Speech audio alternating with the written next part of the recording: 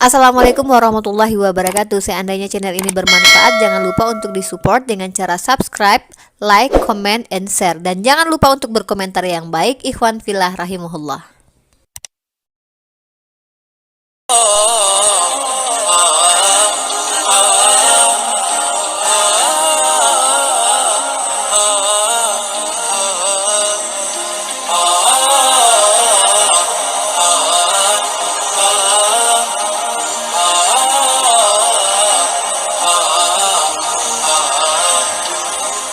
Sering mendapatkan omongan dari gerombolan sebelah bahwa Alkitab Kristen itu sudah dipalsukan.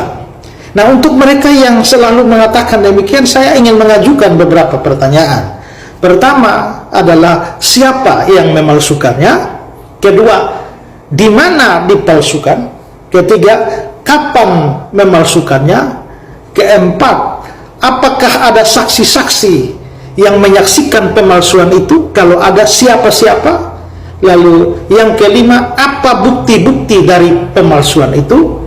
Dan yang keenam adalah di mana yang asli? Karena kalau yang ada sekarang ini dianggap palsu, berarti harus bisa menunjukkan dong yang asli. Kalau kamu tidak bisa menunjukkan yang asli, mana tahu dari mana ini palsu? Jadi silakan jawab pertanyaan itu semuanya, jangan hanya jawab satu. Kalau tidak, maka berhenti. 6 pertanyaan dari Pak Pendeta Esra Soru. Saya akan jawab 1 kali jawaban untuk semua pertanyaan Pak Pendeta. Jadi begini Pak Pendeta, yang mempercayai bahwa Injil itu bisa dipalsukan justru umat Kristen sendiri Pak Pendeta, dengan mempercayai bahwa ada Injil palsu seperti Injil Barnabas, Injil Filipus, dan juga Injil Maryam dan Injil Thomas. Nah, dengan begitu secara tidak langsung kalian telah mengkonfirmasi bahwa ternyata Injil memang bisa dipalsukan. Tapi kalau Al-Quran, belum ada sampai sekarang Al-Quran yang palsu Pak Pendeta. Oh iya, mencari Injil yang asli itu bukan tugas kami, karena bagi kami sudah cukuplah Al-Quran sebagai penyempurna kitab-kitab sebelumnya. Kami sudah mempercayai bahwa memang ada nabi terakhir, yaitu Muhammad SAW, yang memberikan kabar dengan Al-Quran, kitab suci terakhir, sebagai penyempurna kitab sebelumnya. Nah Pak Pendeta, kalau ingin boleh saya bertanya juga, ketika Yesus membicarakan Injil kepada orang Yahudi, itu mana Injil by Yesus? Saya yang bertanya Pak. Sedikit pertanyaan, boleh enggak? Iya, boleh. Oh ya. Tapi Ini saya perkenalkan nama dulu saya. iya, bukan untuk berdebat ya, Pak. Iya, bukan untuk berdebat. Cuman ada satu pertanyaan yang mengganjal di hati saya itu. Ya, pertanyaan langsung saja Pak Yusuf ya. Iya, silakan, pertanyaannya apa?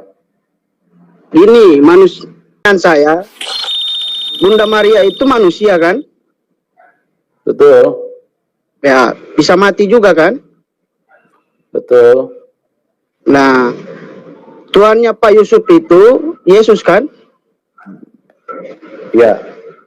Nah, artinya yang bisa mencabut nyawa manusia itu kan Tuhan, iya kan?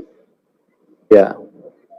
Nah, berarti Yesus itu termasuk golongan apa Pak Yusuf? Coba. Ya Tuhan lah. Enggak, maksudnya kan anak yang membunuh ibunya itu termasuk golongan anak durhaka kan? Loh, kematian itu kan bukan produknya Tuhan, itu kan produknya setan. Wait a minute, kematian adalah produk dari iblis. Maksudnya Pak Yusuf Madubulu ini gimana ya? Karena begini, kalau menurut kepercayaan orang Islam, apapun yang terjadi di dunia ini, segala sesuatu yang bergerak itu atas kuasa Allah. Begitu dalam Islam.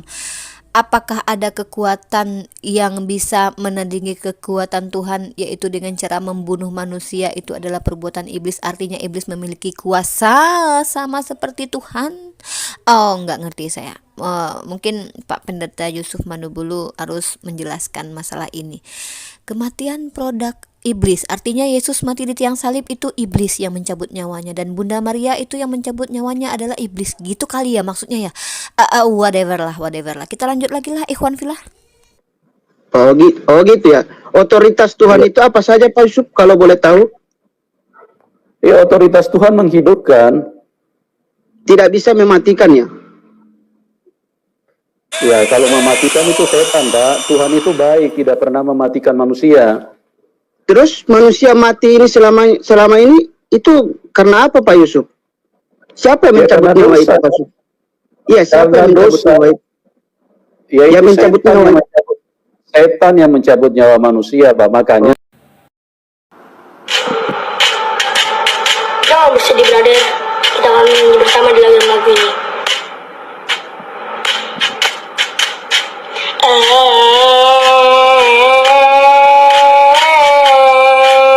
Tuhan Yesus datang untuk menebus supaya apa? Supaya orang-orang yang mati di dalam Tuhan yang sudah percaya itu diselamatkan.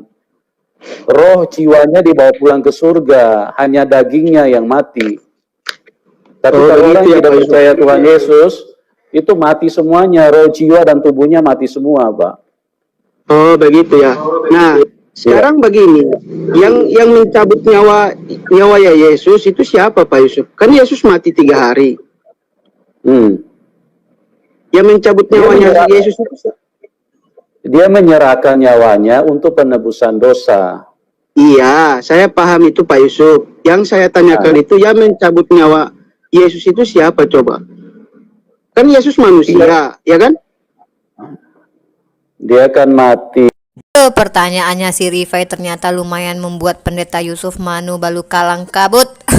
Manu Bulu maksudnya. Rifai luar biasa deh.